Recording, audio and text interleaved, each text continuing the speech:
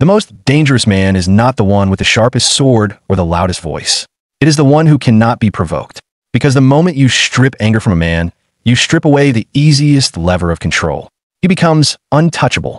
Throughout history, rulers, generals, and princes discovered this principle, some instinctively, others through brutal trials.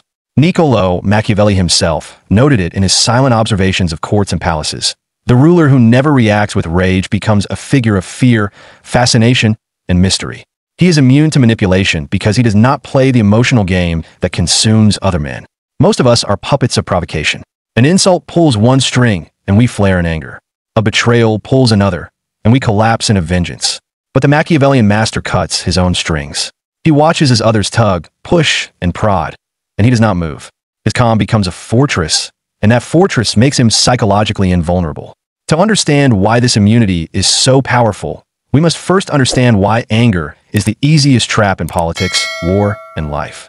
Anger exposes predictability. When your enemies know what insults trigger you, they can guide your behavior. They need not defeat you with strength. They simply nudge your emotions, and you destroy yourself. Consider the fall of countless rulers undone not by armies, but by their tempers. A prince who lashes out at criticism reveals insecurity. A general who reacts in fury to betrayal becomes reckless. Even in personal life, the man who cannot endure disrespect without shouting has already surrendered his sovereignty.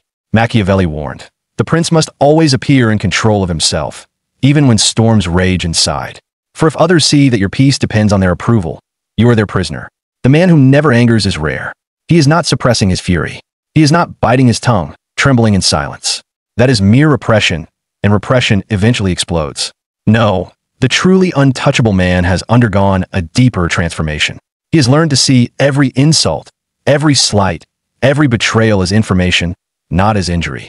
To him, the words of enemies are mirrors, not daggers. They reveal more about the attacker than about himself. This is what I call Machiavelli's law of psychological immunity. He who cannot be provoked cannot be controlled. In the courts of Florence, Machiavelli watched dukes deliberately insult rivals at banquets, just to test for weakness. If the man flushed with rage, he was marked as vulnerable. But if he smiled, unshaken, the duke grew cautious. A man unmoved by disrespect is a man you cannot predict, and unpredictability is power. Machiavelli teaches us that every attack is a confession. When a rival accuses you of arrogance, he reveals his own hunger for recognition. When a critic mocks your ambition, he exposes his own fear of inadequacy. Every insult is a mirror held up to the insulter's soul. The untouchable ruler understands this. Instead of reacting, he studies. Caesar mastered this art.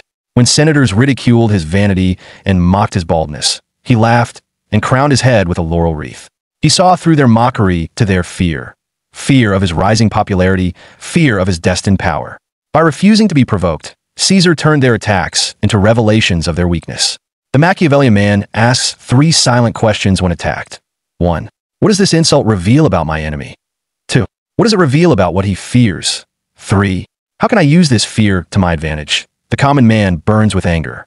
The Machiavellian cools with curiosity. Most men are slaves to immediacy. They hear an insult and erupt. They see betrayal and lash back. To them, stimulus and response are one. But the untouchable man creates a gap, the reaction gap. In this space, time slows. The insult hovers in the air like an arrow suspended before impact. And he decides, do I let this strike me, or do I step aside?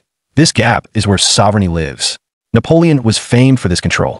Reports tell of officers delivering catastrophic news, entire divisions lost, and Napoleon would merely nod, his face a mask of calm. Hours later, after thinking, he would act decisively. His enemies feared him not because he was invincible, but because he was unpredictable. They could not provoke him into rashness. Machiavelli would say, the man who inserts thought between wound and weapon holds the true blade of power. Why do most men react so easily? Because their identity is fragile. A word of mockery feels like an earthquake to their sense of self. But the Machiavellian master builds an inner fortress. His sense of self does not rest on the trembling ground of others' approval. He knows who he is, and thus criticism cannot shake him. Lorenzo da Medici, Machiavelli's own patron, embodied this.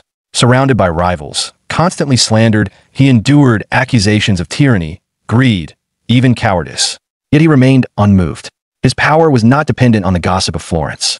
His fortress was his identity as the guarantor of stability, art, and wealth.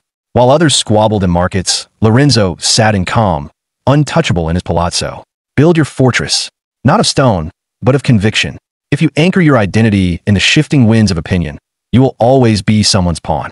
The untouchable man develops what we may call psychological X-ray vision. He sees through the attack to the wound that produced it. Bismarck, the Iron Chancellor of Germany, was attacked relentlessly in Parliament. He was called a tyrant, a butcher, and a liar. Instead of indignation, Bismarck leaned back in his chair, smiling faintly. He once remarked, "When a man calls me a liar, I know only that he fears the truth I carry." Machiavelli would applaud this. To see through the mask of insult is to understand that all aggression is projection. Men accuse others of what they most fear in themselves. Recognize this, and you will never again be their victim. You will be their diagnostician, watching their insecurities bleed through their words.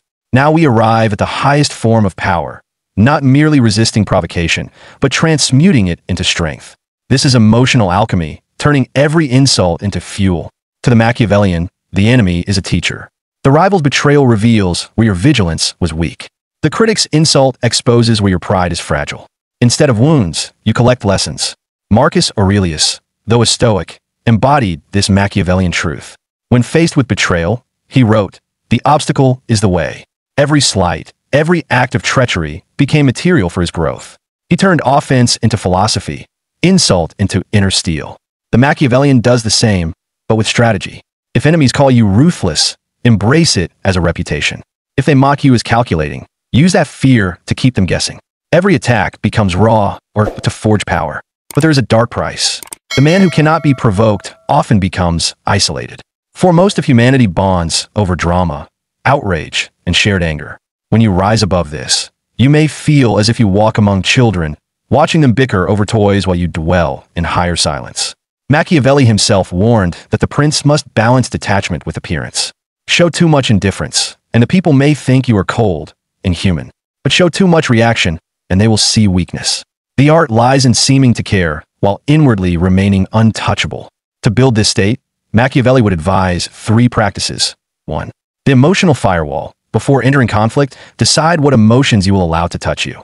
The rest, you will observe but never absorb. 2. Response selection. Pre-plan your reactions to common provocations. Do not improvise in anger.